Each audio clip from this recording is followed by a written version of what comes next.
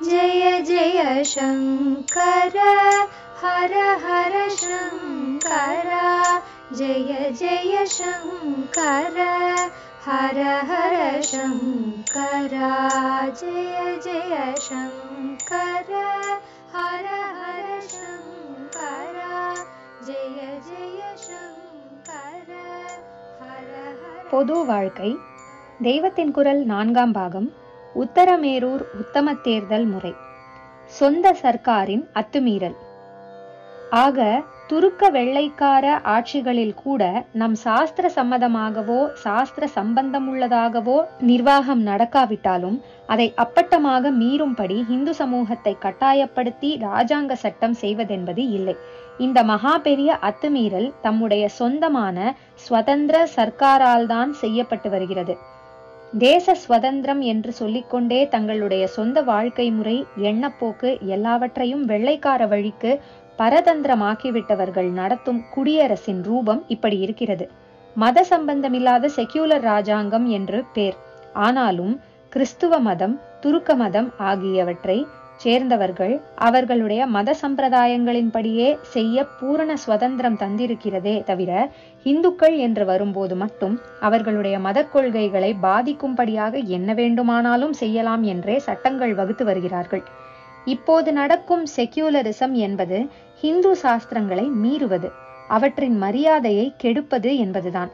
முக்கியமாக சாஸ்திரக்காரர்களுக்கு தெரியாத அல்லது பிடிக்காத சமத்துவம் தங்களுக்குத்தான் தெரியும், அவர்கள் பாரபட்சமாக பண்ணியதையெல்லாம் தாங்கள் சீர்படுத்த வேண்டும் என்ற அபிப்பிராயத்தில் காரியங்கள் செய்து வருகிறார்கள்.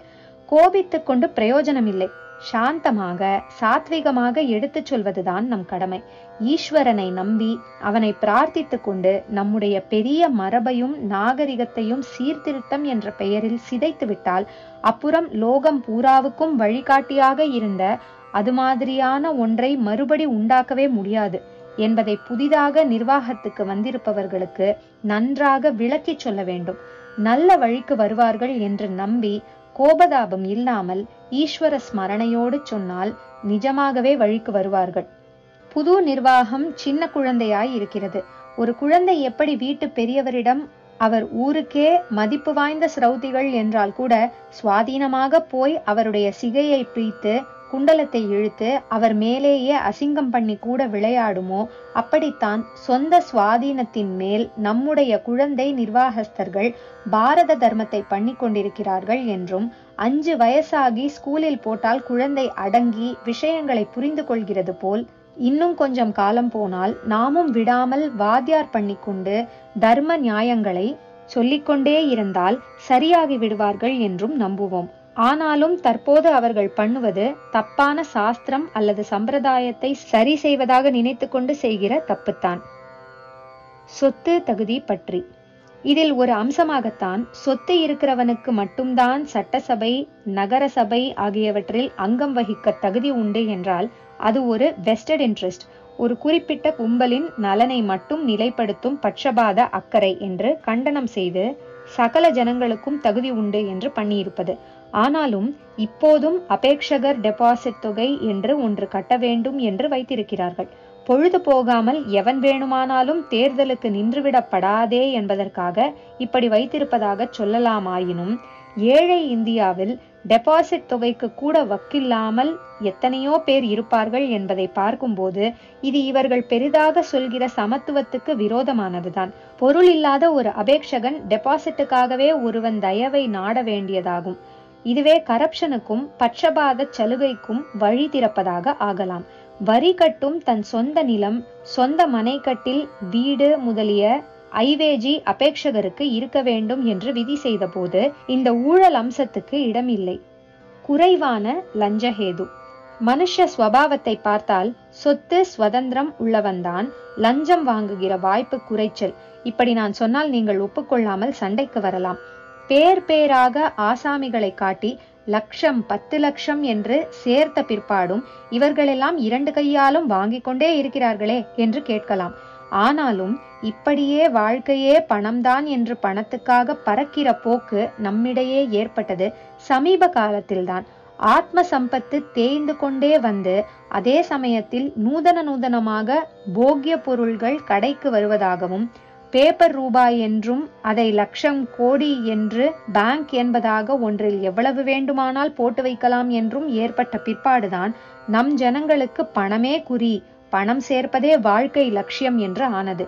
இதற்கு முந்தி போகிய வஸ்துக்களுக்கு ஓரளவு இருந்த வஸ்துக்களின் அனுபோகத்தையும் கட்டுப்படுத்தும் சாஸ்திரங்களில் பொதுவாக ஜனங்களுக்கு பயம் இருந்த வரையில், பேங்கில் சர்வ ஜாகிரதையாக எத்தனை வேண்டுமானாலும் போட்டு வைத்துக் கொள்ள இடம் இல்லாத வரையில் நம்முடைய மக்களுக்கு பணத்தில் இத்தனை ஆசை இருக்கவில்லை.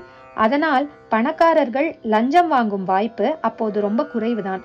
இப்போதும் கூட கம்பேரிட்டிவாக ஒன்றுக்கொன்று ஒப்பிட்டு பார்த்தால் பணமே இல்லாதவன் பதவிக்கு வந்தால் கண்டது காணாதது மாதிரி என்கிறபடி வசதி படைத்தவனை விட ஜாஸ்தியாகத்தான் பணத்தாசை பிடித்து கை நீட்டலாம்.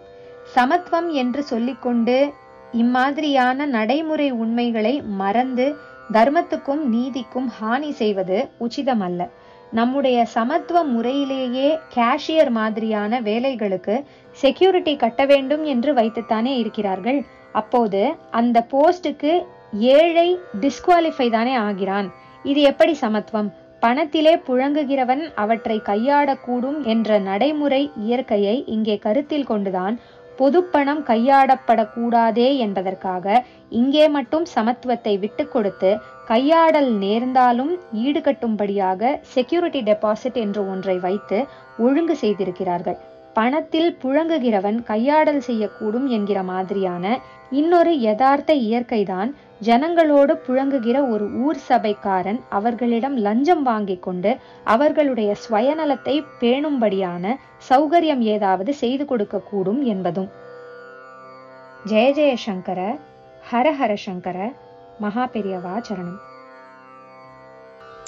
ஜெய ஜெய சங்கர, ஹர ஹர சங்கர, ஜெய ஜெய சங்கர, ஹர ஹர சங்கர, ஜெய ஜெய சங்கர, ஹர ஹர சங்கர.